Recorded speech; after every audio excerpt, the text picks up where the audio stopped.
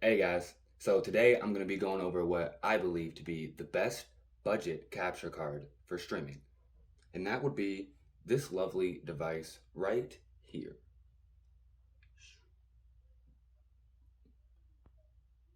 And this is the EVGA XR1 Pro. Figured we'd get the unboxing out of the way first, obviously, just to see what we got going on here.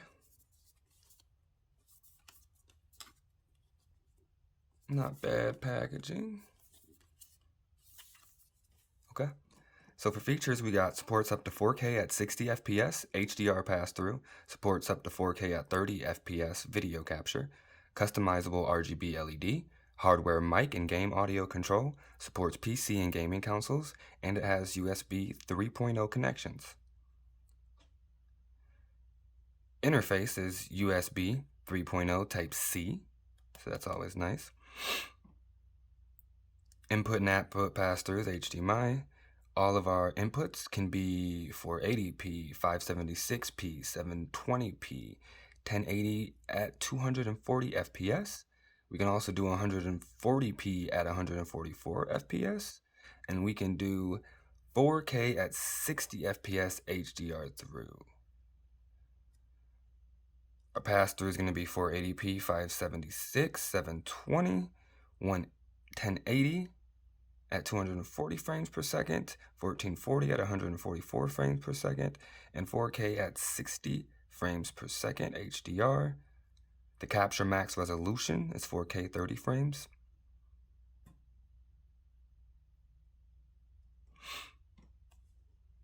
Alright, and just in case you were wondering about what you actually need to power this thing, so for our system requirements, we have operating system, Microsoft Windows 10 or 11, Intel platform, Intel Core i5, 6XX and above, so at least the 6000 series, NVIDIA GeForce GTX 1060 and above, or AMD Radeon RX 560 XT. For the AMD platform, they would recommend AMD Ryzen 3 1300X and above, with the NVIDIA GeForce 1060 as well, or the Radeon RX 560 XT. 8 gigabits of RAM. They recommend 16, but the requirement is 8. I don't know how they just say 16, but 2 USB ports as well. One 3.1 and one 3.0. Alright, so let's get this thing open. I actually already cut the plastic here, little tape they have. What does this say? Intelligent innovation. Okay. So they spent a little money on branding, or packaging, I should say. Right.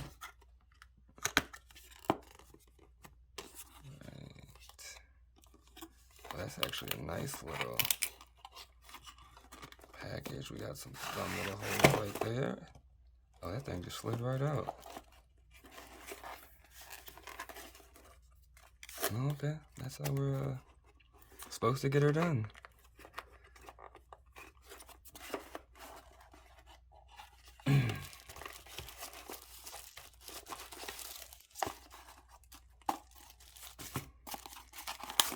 Well, it is good to see that they did come with all of the cables. We have our quick start guide, which I'm sure we will definitely be referring to.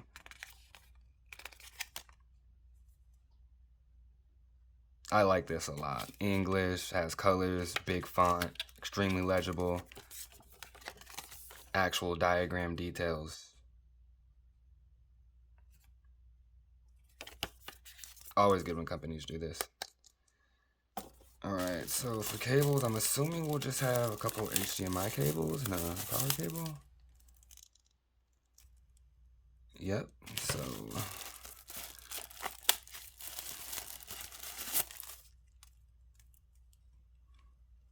this is our power cable. USB-C. Now that's different. So this is actually ran like a little splitter cable.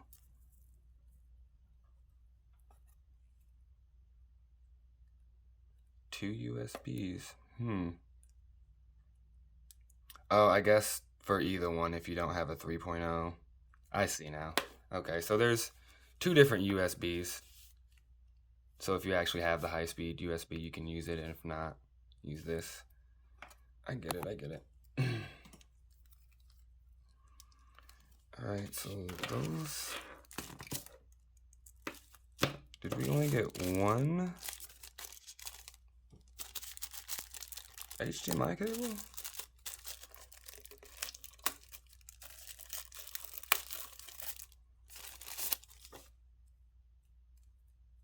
And a 3.5 audio jack, and this is going to be actually to our headset and the capture card itself.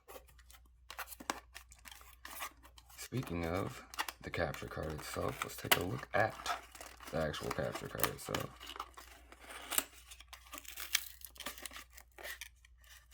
Oh man, I got this thing in here, I'll tell you that.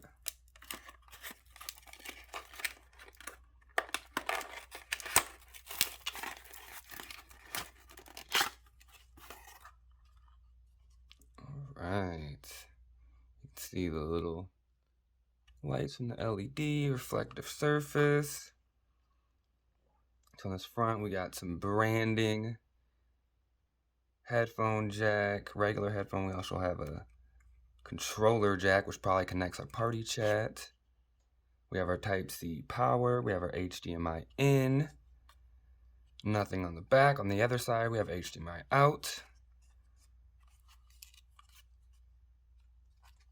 It's a little light.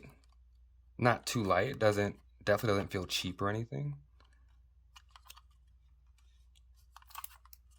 Alright, so we got some more numbers, pins. Of course, it's certified for OBS. Some rubber grips, which this is probably nice. Keep everything still. These are actually really nice. Really detailed rubber grips right there.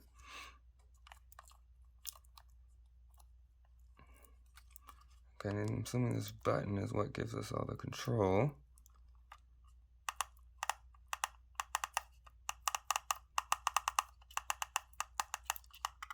Alright, so button could feel a little better. Doesn't feel the best. But at the same time, I don't foresee, unless you're trying to break this, that you would actually break it.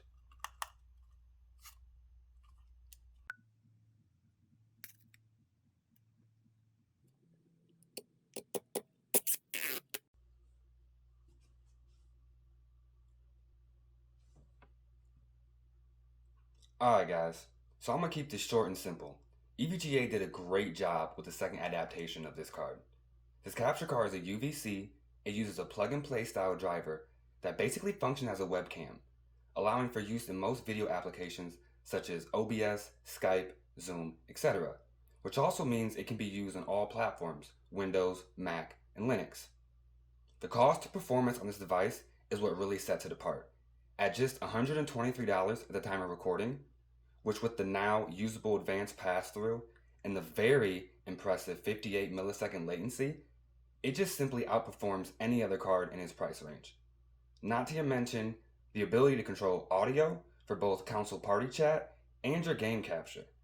This device can be used for a dual PC stream, a game console stream, and video conferencing streaming. I will say it's not all perfect.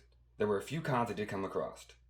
One was changing your refresh rate during stream would actually cause your audio to desync. Another is for some reason it will try to use your G-Sync, and that will cause your stream's frame rate to decrease, and it will actually throw off your frame pacing. It also does have an easy fix. If you do have a G-Sync compatible monitor, the only thing you have to do is disable it and problem solve. Most of these things are super easy problems, which is why I barely even looked at them as a problem. But other than that, this thing just performs. Plug and play, no complicated software or settings, high-end advanced pass-through. You can play at 1080 up to 240 frames per second, so there's no need to sacrifice your refresh rate or gameplay. Again, this thing just performs. I'd give it a 9 out of 10. I'll leave a link in the description if you want to take a look. I appreciate you stopping by, and if you enjoyed any of this content, please hit that like and subscribe button. Until next time, we'll see you in the next one. Under heavy mine here. Where'd it go? Where'd it go? Thermite going in.